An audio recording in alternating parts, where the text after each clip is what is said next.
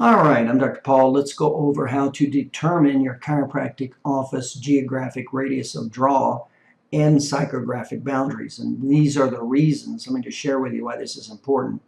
There's really 7 chiropractor marketing mistakes that are big mistakes. Number 1 is naming their business wrong. Number 2 is placing their business in the wrong demographic location. Number 3 is market for non-gateway conditions. Number 4 is marketing using no motivation messages. And number 5 is market outside their geographic radius of draw and psychographic barriers. So that's what this topic is. And number 6 is marketing to cold call prospects. And number 7 is marketing using words and concepts that potential patients do not understand or even buy. So it is one of the common big mistakes in a chiropractic office. And so here are the 5 reasons why knowing your geographic radius of draw and not guessing and its psychographic boundaries are vital to marketing. First, it shows where to market to increase the effectiveness and where not to market to stop wasting time and money. 2 is that it will reveal your location keywords, which is a must for marketing because 75% of the new patients pick chiropractors based on location. Now, it will also show your psychographic barriers. Now, psychographic barriers are areas where people will not travel that you may not have considered. Now, you must know your northern, southern, eastern, and western boundaries, and they will never be the same. It will never be a concentric circle. And typically what stops it is a psychographic boundary, mostly, and every now and then it's distance, but mostly psychographics. And it's important because it's based on reality of your marketplace, not your opinion. And the reason I say that is almost every chiropractor I consult with thinks their radius of draw is unbelievably larger than the reality of what it is. So these are the top 5 categories of why patients pick chiropractic services. And by the way, these are the 5 categories why we buy all products and services, but depending on the product or service, this may not be the order. Now, this is the order for chiropractic services. Now, number 1 is a trusted source. So when people buy products and services, the first place, and that's true for every industry, it's always number 1 in every industry, and it's because security is the second highest need in life. Now, after that, the number 1 reason, which is number 2, is location. So 75% of your potential patients will pick your office because of the location. Is the office close? And price is only 15 to 20%, and the number 1 question there is, do you accept their insurance? And service is only 3%. And an example of service is if you're open on Saturdays or you stay late or something like that. And quality is only 3% of why people will pick a chiropractor. An example of that is higher degrees, certifications, or treatment techniques. So that kind of gives you an example. Now, obviously, it's not absolutely black and white, but there's what's called probabilities and possibilities, and these are location is the very high probability. And an example might be that the price might be good, maybe a doctor accepts your insurance or something like that. Maybe now he's 100 miles away. So you see how price now will become irrelevant relative to distance and location. And by the way, when we say location, that's what we're talking about is distance.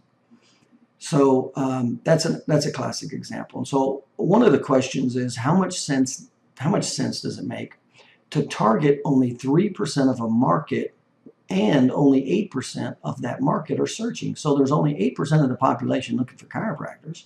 So how smart would it be if these are the 5 reasons why people are picking a chiropractor, that you're already starting with 8% and now you decide to promote a service or a quality component, which is only 3%. So now you're talking about 3% of 8%, so now a real small number, and it's surrounded, and you're limited by the geographic radius of draw, and you're surrounded by competition, the other chiropractors. And so the question is how much smaller do you want to go after business? I mean, you can just, the further you go off track here, you're already starting with a very low number, 8%. So, I wouldn't want to go less than that. I wouldn't want to do anything in my marketing to go less than that, because that's definitely a small number. And that's people who are looking for chiropractors. Now, these are some important factors that I talked about. There's only 8% utilization a year. There's only 8% of the population looking for chiropractors a year. So this is why you got to even pay way more attention to this, because 8% is not abundance. There's good news and bad news about that, though. Now, you are limited by distance. The location is the largest category at 75%. And then you're surrounded by the competition. And so you should focus on the 80% rule and not the minority or 20%. So it's back to the 80-20 principle. You'll get the best bang for the buck focusing on the majority, not the minority. And then referrals will travel slightly farther, but not much further. So if it is a trusted source, they will travel a little further, but they're not going to travel that much further. And then what you also want to do is totally leave out what are called the 3% outliers. And an example of that is almost every time I ask a chiropractor, what their draw is, they may say, 20 miles or 50 miles, or they'll say, oh, I have a patient that came 100 miles. And so we don't pay any attention to the 3% of the people that are ridiculously outside of the norm. And so that in no way would be part of your geographic radius of draw. 7 categories. So these are the 7 categories of target marketing to basically increase the effectiveness of your marketing. So we're looking at the business name. That's the most important part of your marketing. The unique segment position. Those are the 5 reasons why people pick after there's a need. Then there's demographics. Demographics decide who buys. Psychographics decide why they buy. And then there's what's called psychographic barriers. They're typically unconscious barriers. They're typically not conscious. And then there's what's called the vehicle of delivery, how you would communicate with that target market. And then there's what's called gateways. What's the main reasons that they would pick you versus odd reasons why they don't see any association or why they would not pick you. So this is what gives you what's called a target market. So you can see number 4 and number 5 right there is geographics. And so that's the distance. And the distance does vary depending on a chiropractic office. All chiropractic offices are not the same. And so we look at the distance, and then we look at the psychographic barriers, number 6 there. What are the limitations? And like I said, most of your peripheral limitations will not be a distance factor. It'll be a psychographic barrier factor. Now, there's 3 types of marketing to attract these patients. So remember, publicity only attracts the 8% of the population searching for chiropractors. So publicity will not attract the 92% who are not looking. So in other words, if you did a publicity piece, then if people aren't looking for it, they don't care. It's just wasted time and money. Same with advertising. Advertising will only affect the 8% who are looking. It will have nothing to do with the 92%. And so that's what you use. You use basically publicity and advertising to attract the 8% and get more of them. Now, only educational sales will attract the 92% that are not looking. So advertising and publicity will not.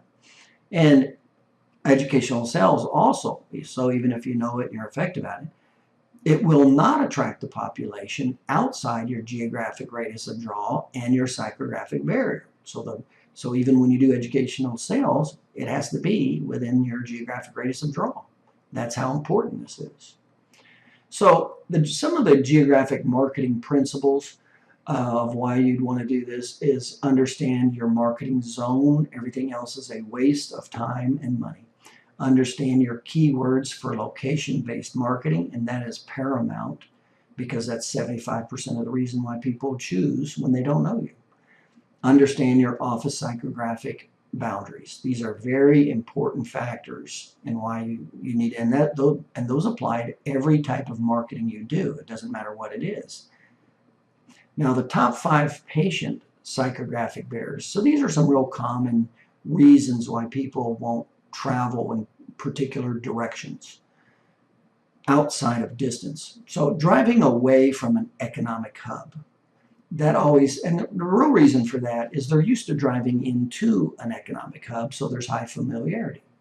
And so it's much more difficult to pull somebody away. A simple example is if somebody drives 7 miles into the economic hub.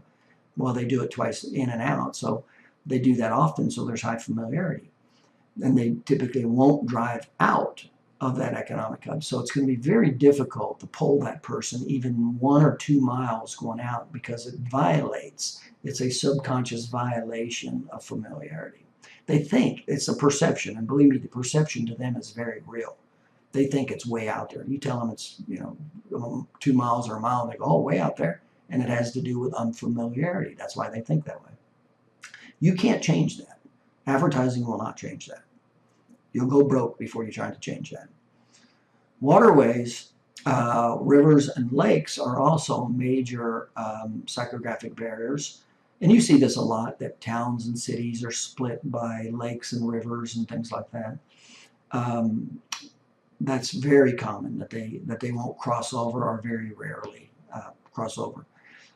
County lines, and actually county lines and highways are psychographic barriers. Major interstate highways. So especially if you combine a county line with a major interstate highway, people see that's a perceived block. So large bridges and railroad tracks can be psychographic barriers.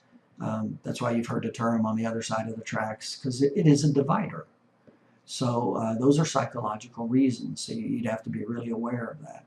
Large land masses like a natural forest, golf courses, industrial parks, large cemeteries. These large land masses, they're perceived as also barriers. They're distance barriers, these land masses. So there's two personal injury attorney psychographic barriers. Number one is a county line. And the reason that's important is the attorneys basically do business out of that county. Every county has what's called a county seat, and that's where the courthouse is and all the legal transactions take place. And so the attorneys, that's why the attorneys are all down and have their offices in the county seat, not just spread out all over the county typically. They may have a satellite office and then something like that. Or if it's an attorney that's not dealing routinely with the courthouse. So county lines are very important for personal injury marketing. It's very difficult. It's going to be much more difficult if you're on one side of the county line and now you're trying to market to attorneys on a different county line that use regularly, and their offices are down at that county hub. So that, there's other factors, but that's a big factor. You want to do what you can not to do that. So you want to market to the attorneys who are within your county because of those psychographic barriers. And then also remember, for them to go to another county, you're dealing with different people. So now you're back to violating the laws of familiarity and security, which is the highest need in life. So they've got to, not only do they have to travel, they got to take time, they got to deal with people they're not used to dealing with. It's like all of us would rather deal with things where we deal with routinely and that we know versus unfamiliar areas. So that's what's so important with your personal injury attorney marketing. Now, they'll also pay attention to the patient-based geographic radius of draw, because the attorney knows, and if they learn real quick. If they're not taught, they learn real quick that patients will stop going to a doctor. So if an attorney refers a particular patient to a doctor, and it's a violation of the geographic radius of draw and psychographic barriers, that patient will miss their appointments and stop going. And real quickly, that attorney learns that that doctor doesn't work that far away. So he kind of learns through market forces, geographic radius of draws. And so and that's very important, because the number one factor that will limit that claim for the attorney and patient is missing their doctor's appointments. So this is very important. So we have to pay attention to these things, because it would just be a total waste of time doing publicity, advertising, or educational sales to attorneys that are in total violation of geographic radiuses and psychographic barriers. So the office radius generalization. Now, this does not include psychographic barriers. So this is a very generalization. The inner city, and this is for a chiropractic office, the typical inner city, you'll get 80%, and it's the 80% rule. Because remember, that's what you want to do. You want to spend your time and money where you get the highest bang for the buck, the 80%, not the peripheral. So in the inner city, your radius of draw is typically 1 mile. And again, I'm not including psychographic barriers in this generalization. Now the suburb is typically 3 miles. It's usually 2.5 up to 3. And county, it's 7 miles. So somebody in the inner city will not drive 7 miles to a chiropractor. And so you see even chiropractic offices, based on where they're located, will have different geographic radiuses of draw. Now, none of those will be concentric radius of draws because of the psychographic barriers. So it doesn't matter if you're in a suburb, county, or city. You cannot look at that and just say, oh, I'm 3 miles. That's not going to be, very accurate for all directions, north, south, east, and west. And it's a very simple reason why. Patients must get through obstacles. So they got to travel distances. They got to go through red lights. They got to go traffic. It's got to take time. So the more of these obstacles, these become barriers. And you start adding, 10 little barriers. Well, now it gets to be one big, large barrier. That's how quickly this stuff adds up. So these are the steps to determine your geographic radius of draw and psychographic barriers. So number one, you just start with a county map, like one of those paper maps of the county. Now, if your office is near the county line, or right on the county line, then use both county. Use the adjacent county also and put it right next to it. And then you can get your map at a local gas station or a local AAA automobile association, and then place the map on the wall. And by the way, your staff should be doing this. Your staff should be reading this and should be watching this video for instructions on how to do this. So then you mark your office location on the map, and then you want to place the last 50 new patients. You just go straight back on your calendar. Your last 50 new patients. Those are the patients that you want to put on that map. And you put their home addresses. That's what you put, their home addresses. And you mark where their home address is. Now you want a minimum of 30. We want 50 to get enough data to have good information, but you don't want to do it under 30. So you can do it with 30, but we want 50, and that's good enough. And then also do not cherry pick. You will not have true statistics. So take from your last new patient, going straight back, and put them on the map. And then you want to color code the patients, and just make the green for PI patients. If it's a personal injury patient, just make it green. If it's a referral, make it blue. And if it's a referred PI patient, then just make it green and blue. So now it's green PI and blue referral. So blue or referral patients, and then any other category, just make them red, any other category. So you're just going to have basically three colors on the map. Now, this is how to interpret your geographic radius of draw and psychographic barriers.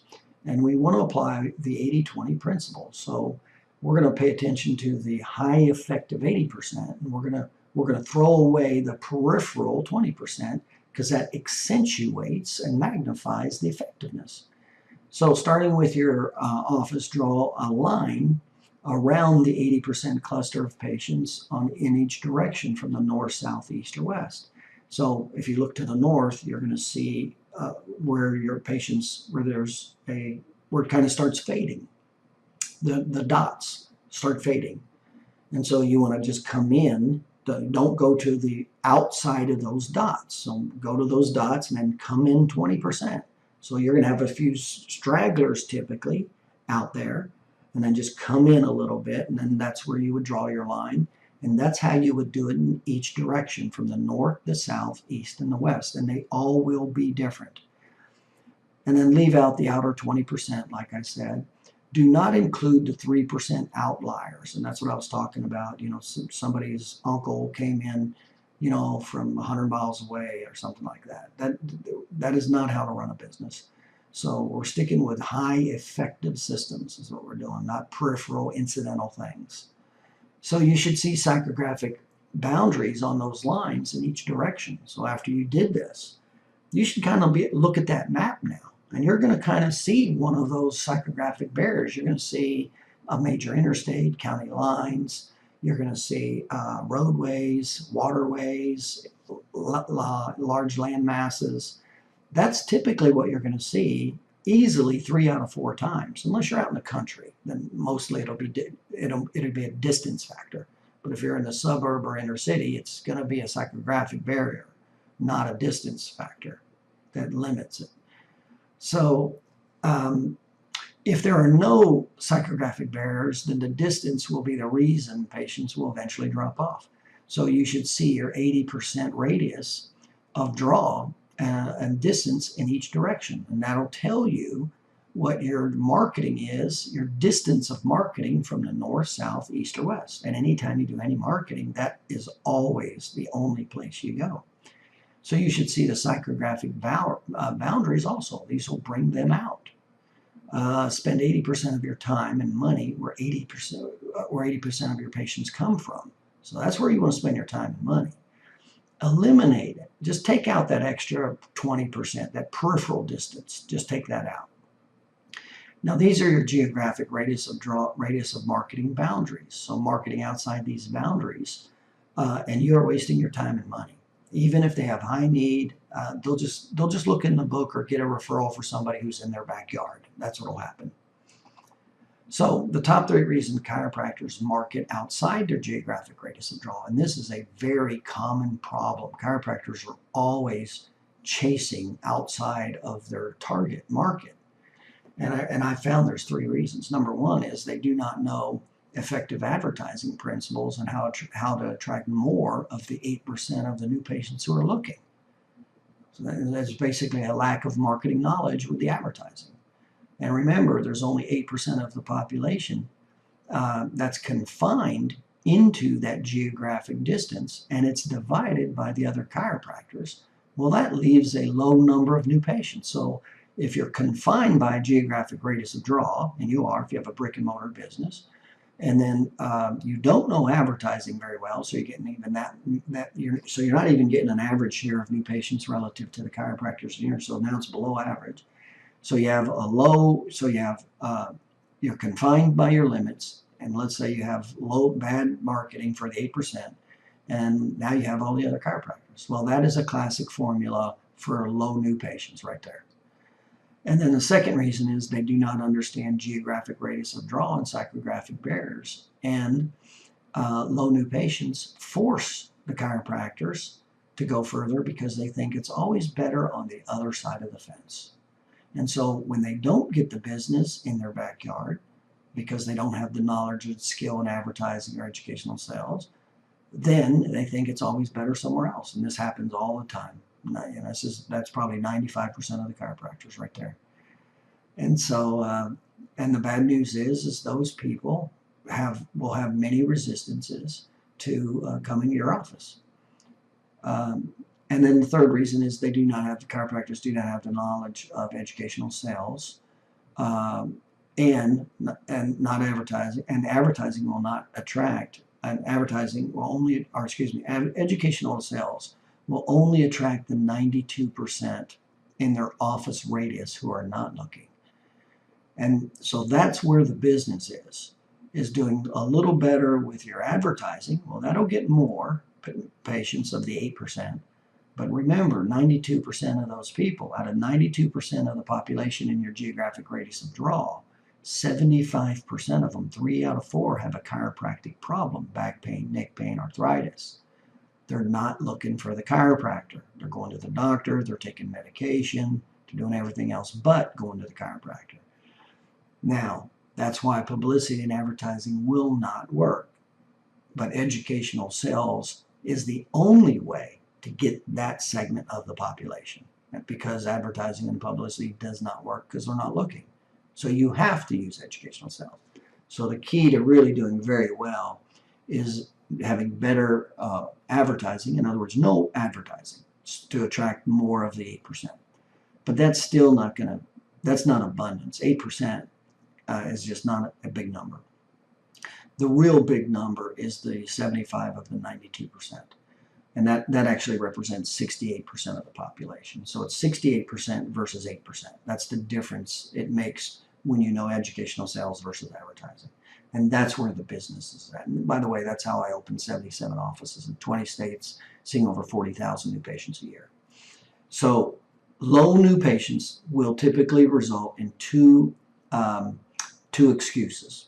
And so when chiropractors don't know advertising and they don't know educational sales, they're stuck with what's called market forces, low number of new patients, and then so do they understand that they don't know advertising and they're not good at it and they don't know educational sales or marketing? No, they don't know that. They're in a state of unconscious incompetence. They don't even know what they don't know. By the way, that's the worst state to be in, because then you can't even act. You don't even know what to do. And so the two most common excuses chiropractors typically make right now is my area is not health-minded, and the insurance in my area is bad. I can't tell you how many times I've heard chiropractors tell me that. And of course, it's always the chiropractors who don't know marketing, because now you're getting market forces. You're getting a low number of new patients because of what we just described, and typically they don't even know how to educate them or talk to them very well. And so the patients stay just until they feel a little better, 4 or 6 visits, no more than 8 visits, and they're gone. And so you have a really bad problem. And that I just described the vast majority of chiropractors. So that's that's the importance of understanding what is called how to do your geographic radius of draw. And again, how important is this? Well, remember, right there, top 7 chiropractor marketing mistakes. Number 5, marketing outside your geographic radius of draw and psychographic boundaries. And remember, it's the number 2 reason people will pick a chiropractor after trust. This is very important.